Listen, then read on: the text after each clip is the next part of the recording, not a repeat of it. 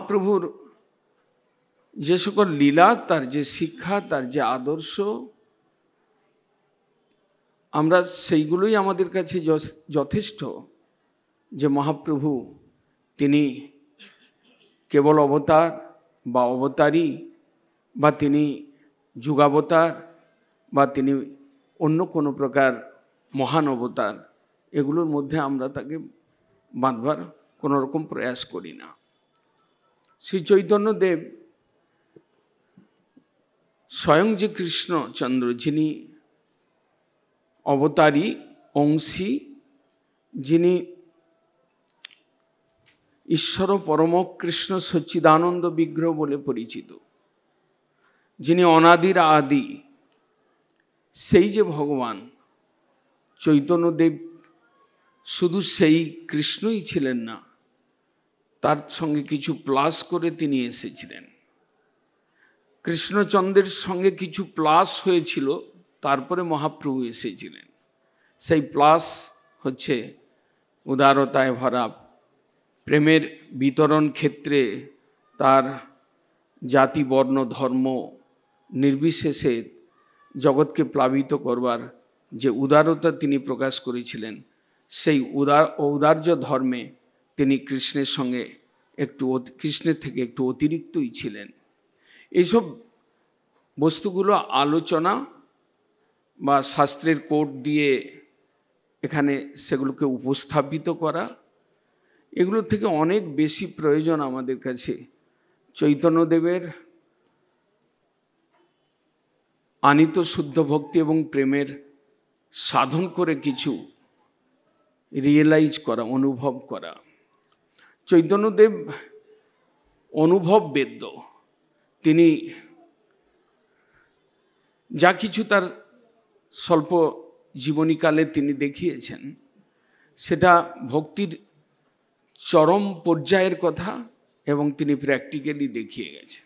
চৈতন্য চরিতামৃতে সাধারণ একটা কথা, সাধারণ কয়েকটি পয়ারের মাধ্যমে শ্রী চৈতন্যদেব গীতার বিষয়ে বলেছিলেন। রামেশ্বরমে একজন ব্রাহ্মণ, তিনি গীতা পাঠ করছিলেন, গীতা পাঠী ব্রাহ্মণ। মহাপ্রভু যখন দক্ষিণে গিয়েছিলেন, তখন তিনি ওই ব্রাহ্মণের গীতা পাঠ একটু সাইডে থেকে শুনছিলেন, দেখছিলেন সমস্ত ভুলে ভরা। তিনি তো একজন সংস্কৃত পণ্ডিত ছিলেন। ব্রাহ্মণটি পড়ছে সম্পূর্ণ ভুল, কিন্তু ব্রাহ্মণের ভাবটা ছিল অত্যধিক অনুভব করবার মতো, দেখার মতো। সর্বক্ষণ চোখ দিয়ে জল, নেত্রে জল ভরা অবস্থায় তিনি গীতা পাঠ করছেন, ভাবে পড়ে যাচ্ছেন, ভুলভাল পড়ে যাচ্ছেন। মহাপ্রভু খানিকক্ষণ শুনলেন, তারপরে মহাপ্রভু তার সঙ্গে একটু কথা বললেন যে, কি ভাই, তোমার এই গীতা পাঠ করতে গিয়ে তোমার এত চোখে জল কেন, কি ব্যাপার?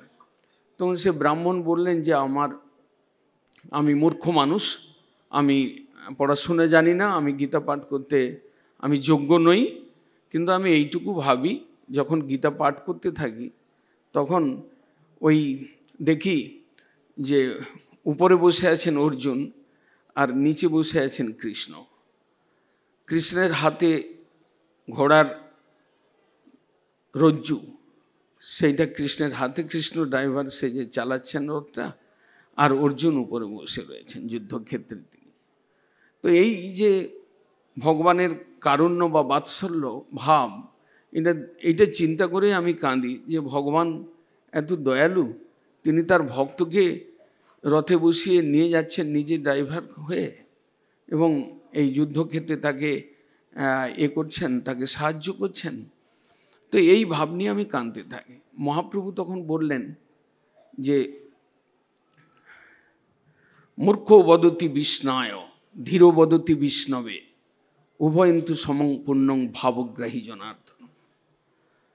বলছেন যে তুমি যে পড়ছো, তোমার ভাবটা এত সুন্দর, সেই ভাবটাই ভগবান প্রথম গ্রহণ করবেন।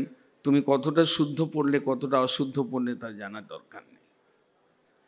এইটুকুই আমাদের পক্ষে যথেষ্ট যে সেই ব্রাহ্মণকে এমন চরিতার্থ করলেন, ব্রাহ্মণ এমন ভক্তিতে আরও উদ্বুদ্ধ হয়ে গেলেন, মহাপ্রভুকে প্রণাম করলেন, সাক্ষাৎ ভগবান সেই কৃষ্ণ জ্ঞানে তিনি দর্শন করলেন, কৃষ্ণ বলে দর্শন করলেন এবং কৃষ্ণ জ্ঞানে তাকে শ্রদ্ধা করলেন। এইটুকুই আমাদের জানলে যথেষ্ট জানা।